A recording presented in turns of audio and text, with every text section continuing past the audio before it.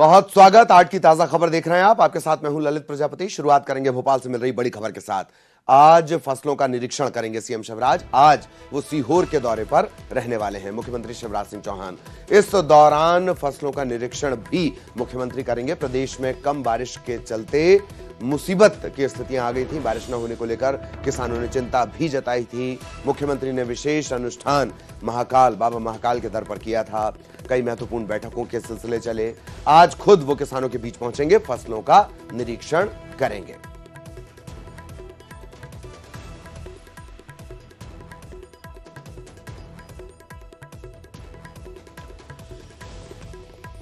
फिलहाल बारिश का सिस्टम बना हुआ है मध्य प्रदेश में, लेकिन औसत से कम बारिश चिंता का सबब बनी हुई है। इन सब के बीच खुद मुख्यमंत्री शिवराज सिंह चौहान, जो किसान पुत्र भी हैं, किसान भी हैं, वो खेतों में पहुंचेंगे और फसलों के बारे में जानकारी लेंगे, किसानों से चर्चा करेंगे। सहयोगी वासु हमारे साथ जुड़ रहे हैं। वासु के पास हम आपको लिए चलेंगे। बारिश न होने को लेकर किसानों ने जो चिंता जताई थी, आज खुद मुख्यमंत्री खेतों में होंगे। वासु आपको नजर आ रहे होंगे। वासु, किसानों के बीच किसान पुत्र, क्या कुछ खास?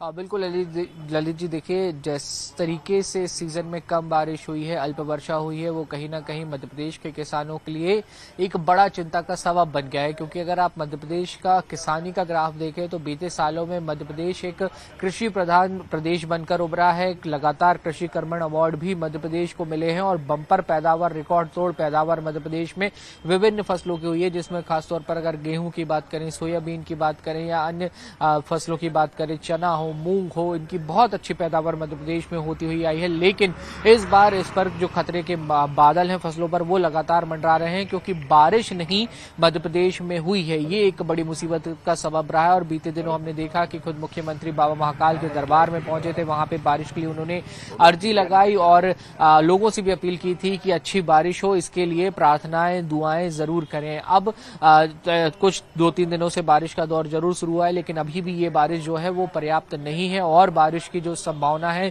वो मध्य प्रदेश में फिलहाल जरूरी भी है और व्यक्त भी की जा रही है। हालांकि देखना होगा कि कितनी बारिश होती है। लेकिन इससे पहले मुख्यमंत्री शिवराज सिंह चौहान आज सीहोर के किसानों के बीच जाएंगे, खेतों में खुद उतरेंगे, फसलों की हालत देखेंगे और उनके साथ इस दौरान कृषि वैज्ञानिक जो हैं, कृषि विशेषज्ञ जो हैं, वो भी वहां पर मौजूद रहेंगे और फसलों की स्थिति को देख के एक रिपोर्ट भी तैयार की जाएगी कि अगर आने वाले समय में अल्प वर्षा की स्थिति होती है और जो फसलों की मौजूदा स्थिति है, उस दिशा में, उस हालात में फसलों को बचाने के लिए क्या कुछ कदम उठाए जा सकते हैं, किसानों को राहत देने के लिए क्या कुछ कदम उठाए जा सकते हैं, इसका पूरा एक खाका, इसका पूरा एक ब्लूप्रिंट जो है वो तैयार करने का काम किया जाएगा। तो ये जो दौरा है जैसे वासु जानकारी दी का, वो अपने आप में काफी महत्वपूर्ण है।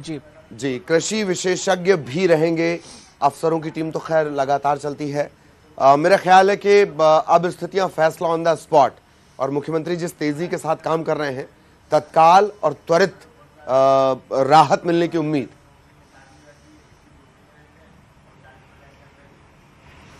निश्चित तौर पर देखिए बहुत महत्वपूर्ण भी हो जाता है, क्योंकि किसान जो हैं वो काफी परेशान है अल्प वर्षा में। खासतौर पर अगर सोयाबीन की फसलों की बात की जाए तो वो बहुत बड़े पैमाने पर प्रभावित हुई है और किसान कहीं ना कहीं सरकार की तरफ उम्मीद भरी निगाहों से देख रहे हैं, क्योंकि किसान की फसलों को लेकर कहीं ना कहीं साल भर की मेहनत होती है और बारिश के सीजन से उनकी काफी ज्यादा उम्मीदें होती हैं, क्योंकि जो मौजूदा फसलें होती हैं उनको तो पानी मिल जाता है, लेकिन आने वाले समय के लिए भी पानी स्टोर करके रखा जाता है। ठंड का सीजन हो, गर्मी का सीजन हो, और उस पानी से किसान लगातार अपनी सिंचाई का काम करते हैं। अब जब मध्य प्रदेश के वाटर रिसोर्सेज ही नहीं बढ़ पाए हैं, चाहे नदी हो, चाहे तालाब हो या फिर डैम हो, जिनसे कैनाल के जरिए सिंचाई के लिए पानी उपलब्ध कराया जाता है, तो समस्या काफी बड़ी है। और अब क्या इसका कोई साइंटिफिक सोल्यूशन निकल सकता है, सरकार की ओर से कोई राहत राशि दी जाती है, ये जरूर देखने वाली बात होगी। ये एक बड़ी बात होगी। बहुत बहुत धन्यवाद वासु इस तमाम जानकारी के लिए।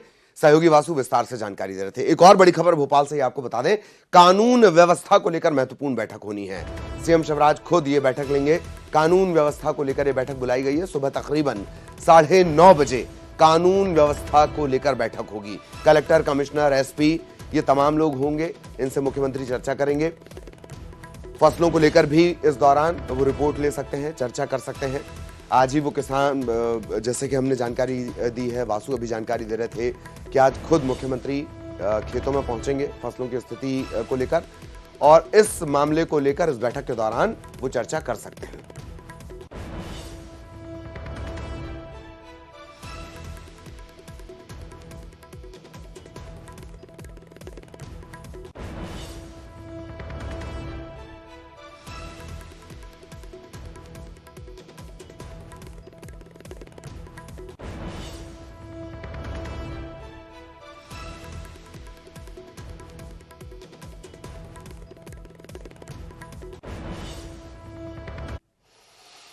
बड़ी खबर भोपाल से, 5 अलग अलग शहरों से शुरू होगी बीजेपी की जन आशीर्वाद यात्रा। पार्टी के आला नेता कार्यक्रम में शामिल होंगे। ग्वालियर चंबल संभाग की जो यात्रा होगी वो सबलगढ़ से शुरू होगी। केंद्रीय मंत्री नरेंद्र सिंह तोमर, सीएम शिवराज रथ के साथ करेंगे रोड शो। सबलगढ़ से मुरैना रथ से आएंगे मुख्यमंत्री शिवराज सिंह चौहान। विंध्य की यात्रा देव तालाब से शुरू होगी। फग्गन सिंह कुलस्ते, राजेंद्र शुक्ला इसमें शामिल होंगे। खंडवा की यात्रा खकनार से शुरू होगी। सुमित्रा कासडेकर इसमें शामिल होंगी। शाहपुरा से शुरू होगी जन आशीर्वाद यात्रा, और मंदसौर के नया खेड़ा से भी जन आशीर्वाद यात्रा शुरू होगी। छत्तीसगढ़ का रुख करेंगे। रायपुर से बड़ी खबर, आज कांग्रेस की अहम बैठक होनी है। कांग्रेस स्क्रीनिंग कमेटी की अहम बैठक। अजय माकन और तमाम जो दिग्गज हैं कांग्रेस नेता हैं वो शामिल होंगे। उम्मीदवारों के नाम पर आज अंतिम मुहर लग सकती है और फिर ये नाम आलाकमान को भेज दिए जाएंगे। इधर पेंड्रा पहुंचे बीजेपी के प्रदेश अध्यक्ष अरुण साव ने कहा है कि महाघमंडी गठबंधन के लोग लगातार सनातन धर्म के खिलाफ जहर उगल रहे हैं। उन्होंने ये भी कहा कि सनातन के खिलाफ जो बोला गया उनका क्या हश्र हुआ ये सबको पता है। इंडिया गठबंधन पर हमला बोलते हुए प्रदेश अध्यक्ष, बीजेपी के प्रदेश अध्यक्ष ने कहा कि देश सनातन और हिंदुत्व के खिलाफ बोलना इस महाघमंडी गठबंधन का हिडन एजेंडा है। सनातन धर्म, सनातन यानी भारत, और ये हमारी प्राचीन संस्कृति और सभ्यता जिसे दुनिया मानती है। और आज ये महाघमंडी गठबंधन के लोग, विपक्षी दल के लोग जिस प्रकार से जहर उगल रहे हैं सनातन के खिलाफ, इन्हें याद रखना चाहिए कि जिन्होंने भी सनातन के खिलाफ कुछ किया है उनका इतिहास में हश्र क्या हुआ है ये सोचना चाहिए। लेकिन हिंदुस्तानी लोग, ये सनातनी लोग ऐसे लोगों को किसी कीमत पर माफ़ नहीं करेंगे। इसका खामियाजा उन्हें भुगतना पड़ेगा। क्या चुनाव के ही लेकिन न केवल चुनाव के रूप में, लेकिन इनको सनातनियों का जो अपमान किया है सनातन का, इसका खामियाजा इन्हें भुगतना पड़ेगा। और सनातन के खिलाफ काम करने का हश्र इतिहास में जो हुआ है, ऐसा ही हश्र इनका होने वाला है। देश का माहौल जानबूझ हिडन एजेंडा है इस महाघमंडी गठबंधन का कि देश के खिलाफ, सनातन के खिलाफ, हिंदुत्व के खिलाफ काम करना इनका हिडन एजेंडा है। उसी एजेंडे पर काम कर रहे हैं, लेकिन इनके मंसूबे किसी कीमत पर कामयाब नहीं हो। और अब अंबिकापुर से बड़ी खबर, कृषि विकास अधिकारी विनायक पांडे सस्पेंड कर दिए गए। घूस मांगने के आरोप में निलंबित कर दिया गया। उर्वरक और पेस्टिसाइड जांच के लिए रिश्वत की मांग की थी। घूस मांगने का वीडियो वायरल हुआ था। कृषि विभाग के संयुक्त संचालक ने बड़ी कार्रवाई की है। मिट्टी परीक्षण कार्यालय में पदस्थ विनायक पांडे सस्पेंड। घूस मांगने का वीडियो वायरल होने के बाद बड़ी कार्रवाई संचालक की तरफ से। रेल यात्रियों के लिए मुसीबत भरी खबर। रेल यात्रियों की फिर बढ़ेगी परेशानी। 2 दिन के लिए 13 ट्रेन रद्द। रायपुर दुर्ग रेल लाइन पर 13 ट्रेन रद्द कर दी गई हैं। कुमरी और भिलाई के बीच मेंटेनेंस का काम चल रहा है। आज और कल 24 घंटे तक मेंटेनेंस का काम चलेगा। इसके चलते फिर से 13 ट्रेन रद्द। तो अगर आप आज और कल यात्रा करने वाले थे तो पहले अपनी ट्रेन के बारे में स्थिति जान लें और फिर रवाना हो। रेल यात्रियों की फिर बढ़ी मुसीबत, 13 ट्रेन रद्द।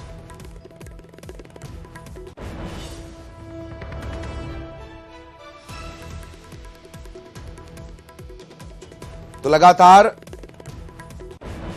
ट्रेन रद्द होने, डायवर्जन और देरी, ये लगातार हो रहा है।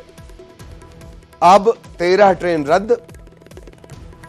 रायपुर दुर्ग रेल लाइन पर चलने वाली ये 13 ट्रेन है। कुमरी और भिलाई के बीच मेंटेनेंस का काम चल रहा है। आज और कल 24 घंटे मेंटेनेंस के काम का हवाला देते हुए ट्रेन रद्द की गई। खबर इंदौर से, जहां चोरों का आतंक सामने आया। सूने घर को इन्होंने निशाना बनाया। एक साथ 6 से ज्यादा मकानों को निशाना बनाया गया। आभूषण और लैपटॉप के साथ साथ लाखों रुपए की चोरी की वारदात को अंजाम दिया गया। इंदौर में लगातार चोरी की घटनाएं हो रही हैं। चोरी के बाद सीसीटीवी में भागते कैद हुए हैं चोर। हीरानगर थाना इलाका लगता है, श्यामनगर एक्सटेंशन कॉलोनी का ये पूरा मामला। एक साथ 6 से ज्यादा घरों को निशाना बनाया चोरों ने।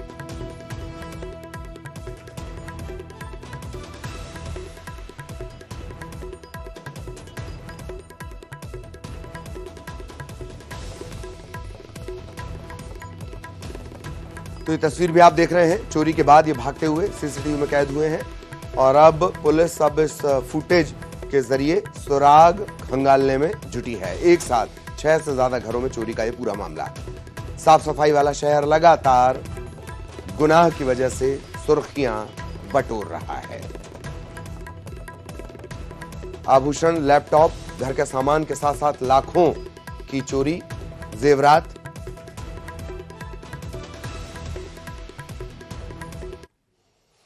इधर सीधी जिले के आदिवासी वनांचल इलाके के प्राथमिक सरकारी स्कूल के छात्रों को मिड डे मील खाना महंगा पड़ गया। मिड डे मील खाने वाले सभी छात्रों की तबीयत बिगड़ने लगी।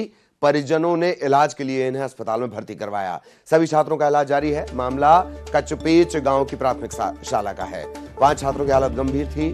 फिलहाल उनके स्वास्थ्य में सुधार है। स्कूली छात्रों ने बताया कि स्कूल में मिड डे मील के समय दाल चावल खाने को मिला। आशंका है कि दाल में कोई जहरीला कीड़ा होने की वजह से छात्रों की तबीयत बिगड़ते चली गई।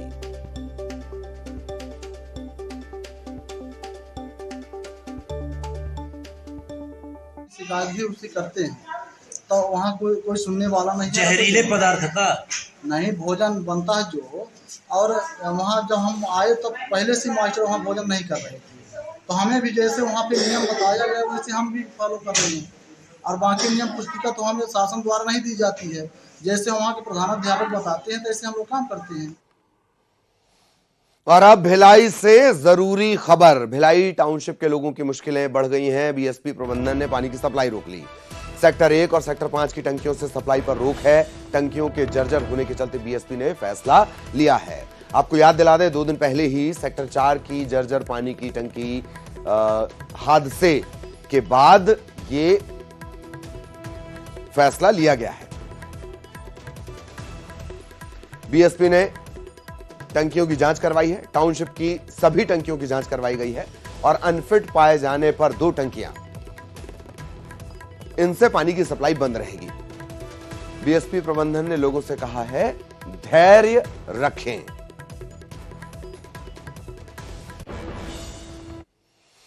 और G20 सम्मेलन के लिए दिल्ली पूरी तरह तैयार है। मेहमानों के स्वागत से लेकर सुरक्षा तक के पुख्ता इंतजाम हैं। दुनिया भर से आने वाले राष्ट्राध्यक्षों की सुरक्षा के लिए चाक चौबंद व्यवस्था की गई है। यह सम्मेलन क्यों है खास और भारत के लिए इसकी अहमियत क्यों है, देखिए।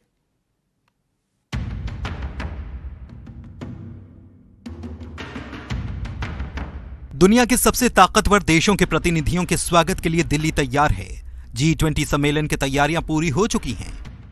अतिथि देवो भव की परंपरा का पालन करते हुए मेहमानों के स्वागत की शानदार तैयारी की गई है, जिसमें दुनिया भर की बड़ी बड़ी शख्सियतें मौजूद रहेंगी। इनके सत्कार से लेकर सुरक्षा तक के लिए पुख्ता इंतजाम किए गए हैं। दिल्ली को दुल्हन की तरह सजाया गया है। ऐतिहासिक इमारतों से लेकर दीवारों तक G20 के रंग में सब कुछ रंगा नजर आ रहा है। G20 शिखर सम्मेलन का आयोजन 9 और 10 सितंबर को होगा। केंद्रीय मंत्री ज्योतिरादित्य सिंधिया ने कहा कि यह पूरा वर्ष G20 की अध्यक्षता वर्ष रहा है और देश के 52 शहरों में G20 के कार्यक्रमों का आयोजन किया गया और अब उस सम्मेलन की तैयारी है जिसमें दुनिया भर के राष्ट्राध्यक्ष मौजूद रहेंगे। आप स्वयं देख रहे हैं कि G20 की तैयारियां केवल 8, 9 और 10 तारीख तक सीमित नहीं रही है।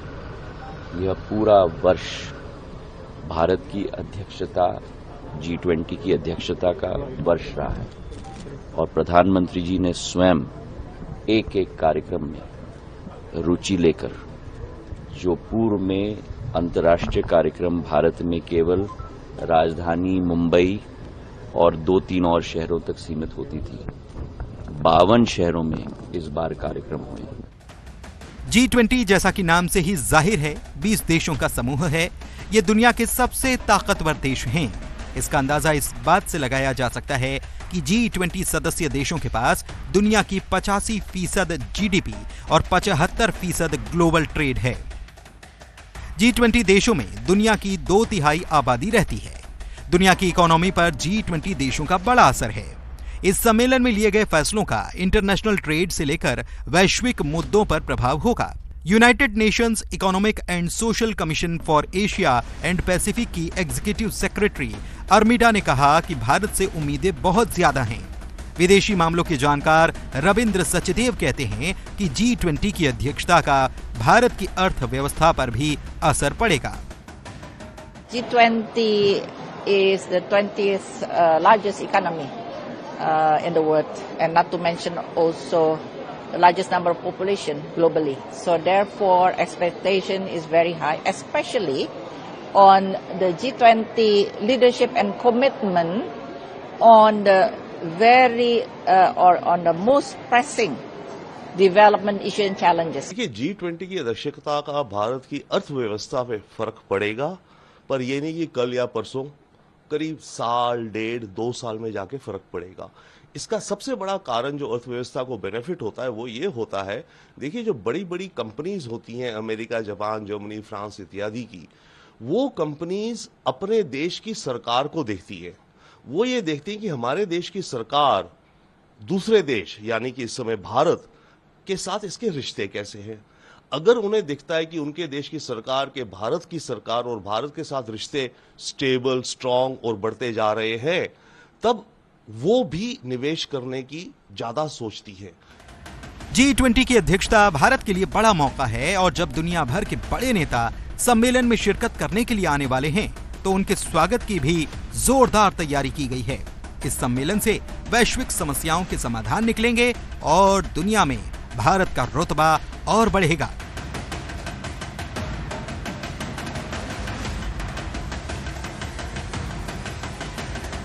Bureau report, news 18।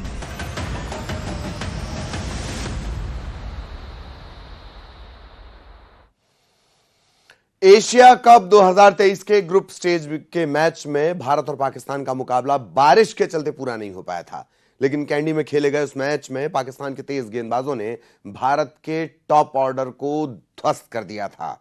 कोलंबो में भी ऐसा होने का खतरा बना रहेगा, लेकिन इस बार पाकिस्तान की राह आसान नहीं। तो क्या भारतीय खिलाड़ी पिछले मैच से सबक लेंगे? दोनों देशों के खिलाड़ियों के प्रदर्शन के मुताबिक क्या स्थितियां बन रही हैं, देखिए।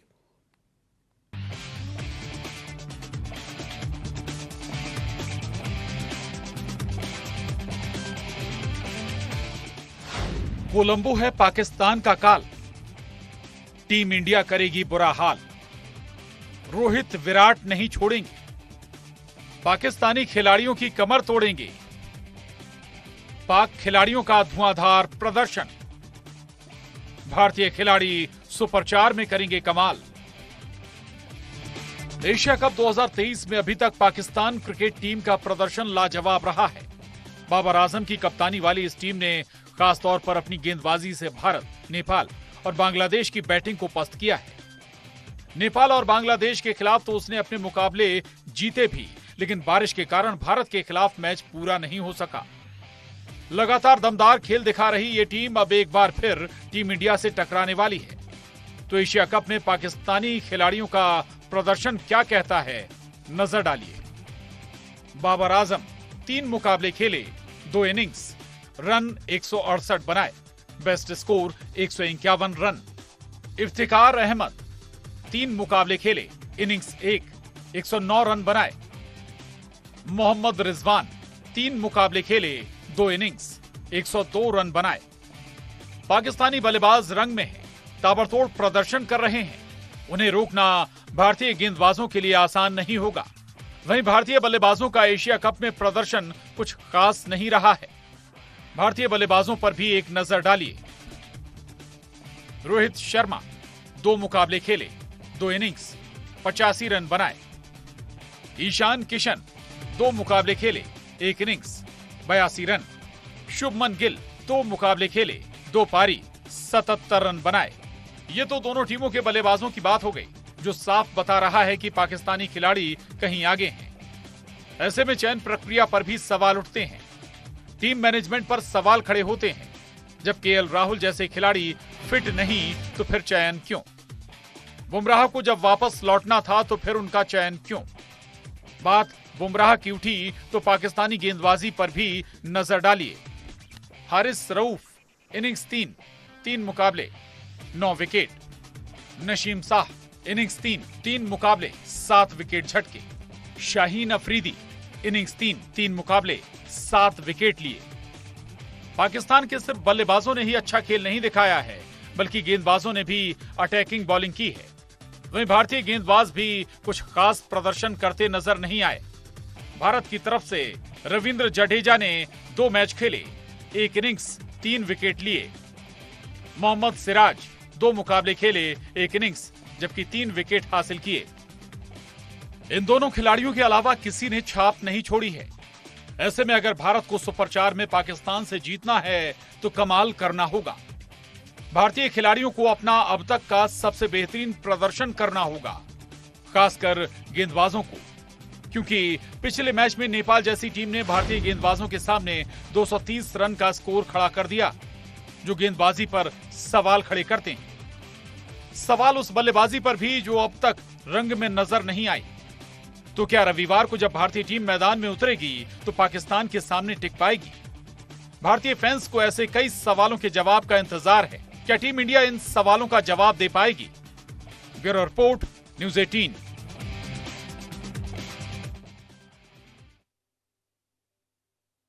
इस बुलेटिन में इतना ही। खबरें जारी हैं।